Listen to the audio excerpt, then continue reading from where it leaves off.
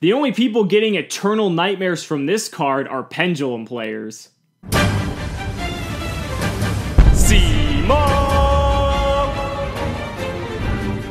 What's going on, guys? It's Simo. Now today I wanted to bring to you a card discussion on Eternal Nightmares, a new card coming out of Maximum Crisis. Again, I know we're not getting these cards for a very long time, but it's a card that interested me and I wanted to bring you a discussion on it. So it's a continuous trap card, and the effect reads that you can pay 1,000 life points and target one face-up spell or trap card on the field, destroy it, and you can only use the effect of Eternal Nightmares once per chain. Now what's really interesting about this card is that it basically is just giving the middle finger to Pendulums, because the fact that now, on top of having Anti-Spell Fragrance, you can also have Eternal Nightmares.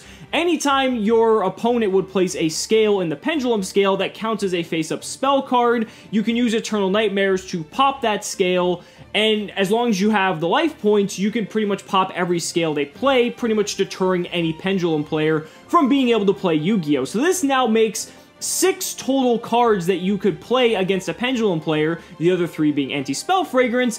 You know, if you're side decking them, or if you want to main deck the Pendulum Hate, I mean, this card pretty much is just all-encompassing, like, fuck you to Pendulums. Like, it's really, really good against Pendulums for that reason. But outside of that, it doesn't really have too much of a really good application, because the thing is, a lot of the big problems with spell and trap cards that we have are usually the ones that are set. You know, Dimensional Barrier, Solemn Strike, you know, I could keep going on and on and on, but the fact that those are set and this card only targets face-up cards is a very big drawback. If this card stopped face down set back row cards, like, holy fuck, this would just be like pay 5,000, Harpy's Feather Duster your opponent in a trap. Like, I'm all for that, but I think they knew that was going to be a little bit too good.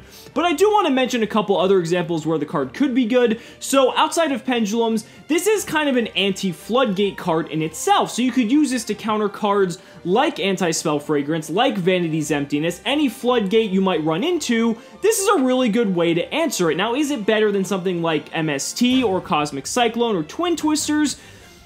Probably not, since those are all quick plays and they don't have to target face-up cards, but in the instance of something like Anti-Spell Fragrance, you know, it's a non-spell way of being able to pop the anti-spell, but the fact that you do have to wait a turn if you draw it after they activate the anti-spell is a little bit kind of, it pretty much is useless at that point, because you can just set your MST by then, and then you're going to be popping it on your next turn anyway, so it really doesn't make a difference either way.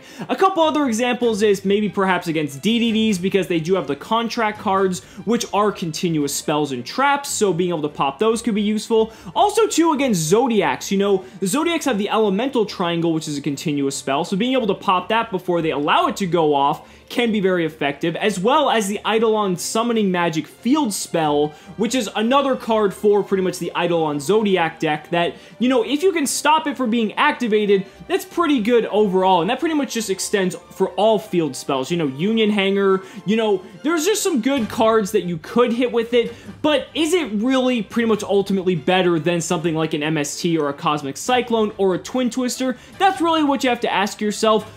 Personally, I don't think it is, but I definitely feel that as an anti-pendulum tool, this card is fucking amazing. And if you are just completely anti-pendulum and you want to have as much hate for the deck as possible, grab your anti-spells, grab your Eternal Nightmares, and have yourself a good time. But that's just my thoughts on the card, guys. Let me know down in the comments what you guys think. I'd really love to hear it. Thank you guys so much for watching the video. Be sure to like the video as always. Subscribe to the channel for more amazing Yu-Gi-Oh content, and be sure to back me on Patreon, because just by pledging $1 a month, you're investing in my ability to continue bringing you amazing Yu-Gi-Oh content. So thank you guys so much again.